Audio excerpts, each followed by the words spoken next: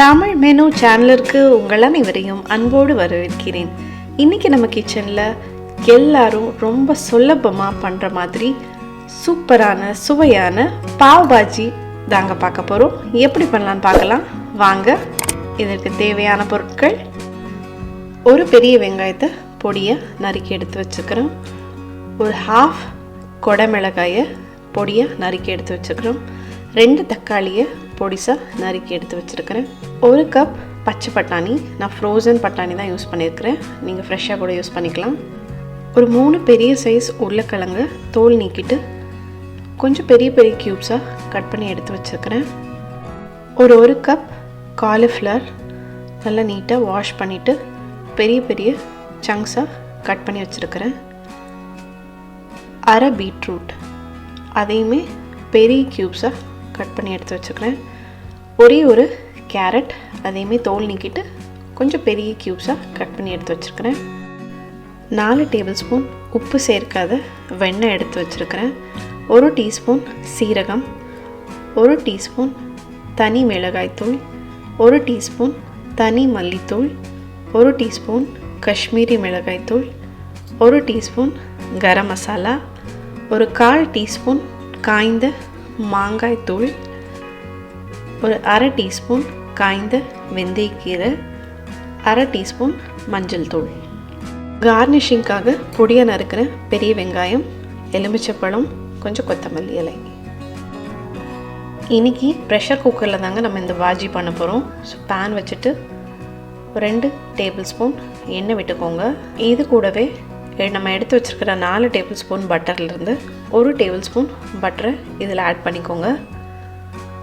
Butter நல்லா உருகிரட்டும், கலந்து விட்டுடலாம்.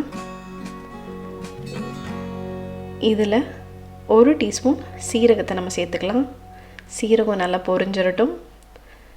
இதில் பொடியாக நறுக்கி வச்சுருந்த ஒரு பெரிய வெங்காயத்தையும் சேர்த்து நல்லா வதக்கி விடுங்க.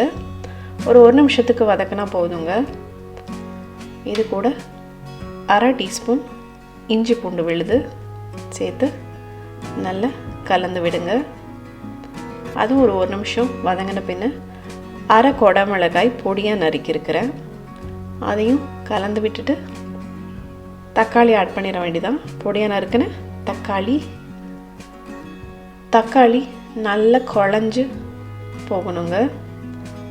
அதனால் இந்த சமயத்தில் ஒரு டீஸ்பூன் உப்பு சேர்த்துக்கிறேன். நல்லா கலந்து விட்டுடலாம். இந்த சமயத்தில் நம்ம எடுத்து வச்சுருக்கிற எல்லா மசாலா பவுடரையும் சேர்த்துக்கலாம். மிளகாய்த்தூள், மல்லித்தூள், காஷ்மீரி மிளகாய்த்தூள், கரம் மசாலா, காய்ந்த மாங்காய்த்தூள், காய்ந்த வெந்தயக்கீரை, மஞ்சள் தூள் எல்லாத்தையும் போட்டு நல்லா கலந்து விடுங்க. தக்காளி பாருங்கள் நல்லா சாஃப்டாக நல்லா குழஞ்சி போயிடுச்சுங்க. என்னடா பாவ் பாஜி மசாலா நம்மக்கிட்ட இல்லையே, நம்மளால் பாவ் பாஜி பண்ண முடியாதான்லாம் நினைக்காதீங்க. இந்த மசாலாலாம் போட்டு ஜஸ்ட் ட்ரை மட்டும் பண்ணி பாருங்கள், எப்படி வந்ததுன்னு கண்டிப்பாக நீங்கள் சொல்லுவீங்க. ரொம்ப பிரமாதமாக வருங்க. ட்ரை பண்ண மறந்துடாதீங்க. இது கூட நம்ம வெட்டி எடுத்து வச்சுருக்கிற கேரட், பீட்ரூட், காலிஃப்ளவர், உருளைக்கிழங்கு, பட்டாணி எல்லாத்தையும் சேர்த்துக்கலாங்க. ரோட் சைடில் பண்ணும்போது வெறும் உருளைக்கிழங்கு, பட்டாணி, வெங்காயம், தக்காளி மட்டும்தான் வச்சு பண்ணுவாங்க. நம்ம வீட்டில் பண்ணுறதுனால கேரட், பீட்ரூட், காலிஃப்ளவர்னு நல்ல நியூட்ரிஷியஸாக பண்ணியிருக்கிறோம். Pav bhaji originated from Bombay. It's a street food. So நம்ம வீட்டில் இன்றைக்கி பாவ் பாஜி நியூட்ரிஷியஸாக பண்ணியிருக்கிறோம். ஸோ இப்போது நல்லா மசாலாவோட வெஜிடபிள்ஸ்லாம் கலந்து விட்டுட்டு, தண்ணி ஜாஸ்தி விட்டுடாதீங்க, ஜஸ்ட் வெஜிடபிள்ஸ் மூங்குற அளவுக்கு மட்டும் விடுங்க. வெஜிடபிள்ஸ் கட் பண்ணும் போது ரொம்ப பொடிசாக விட்டுறாதீங்க, நல்லா பெருசாக வெட்டுங்க. அப்போ தான் குக்கரில் விசில் வந்த பின்ன உங்களுக்கு நல்லா இதை மசிச்சு விடணும். ஸோ பெருசாக வெட்டினீங்கன்னா உங்களுக்கு மசிக்கிறதுக்கு ஈஸியாக இருக்கும். ஸோ விசில் போட்டுட்டு ஒரு 5 to 6 விசில் விட்டுருங்க. விசில் நல்லா அடங்கினதும் திறந்து பார்த்துடலாம். ஒரு மேஷர் வச்சு கம்ப்ளீட்டாக நல்லா மேஷ் பண்ணி விடுங்க. தண்ணி ரொம்ப ஜாஸ்தியாக விட்டுட்டிங்கன்னா மேஷ் பண்ணுறது ரொம்ப சிரமமாக இருக்கும், அதனால் பார்த்து பக்குவமாக ஊற்றிக்கோங்க. ஸோ இது நல்ல ஒரு பியூரி மாதிரி ஆகணுங்க இந்த வெஜிடபிள்ஸ்லாம். அது வரைக்கும் கொஞ்சம் மசிச்சு விட்டுட்டே இருங்க. உங்ககிட்ட காய்ந்த மாங்காய் தூள் இல்லைன்னா ஆம்ச்சூர் பவுடர் இல்லைன்னா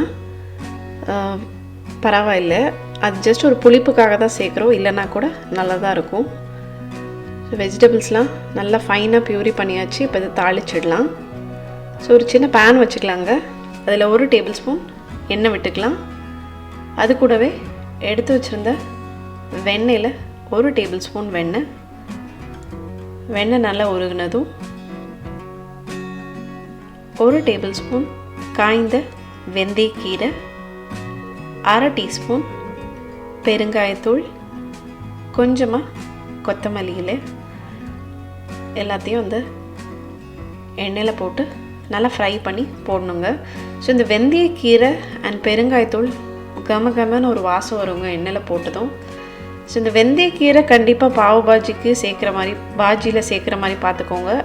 ஏன்னா அது ஒரு நல்ல ஃப்ளேவர் கொடுக்கும் பாஜிக்கு. ஸோ அதை கண்டிப்பாக மிஸ் பண்ணிடாதீங்க.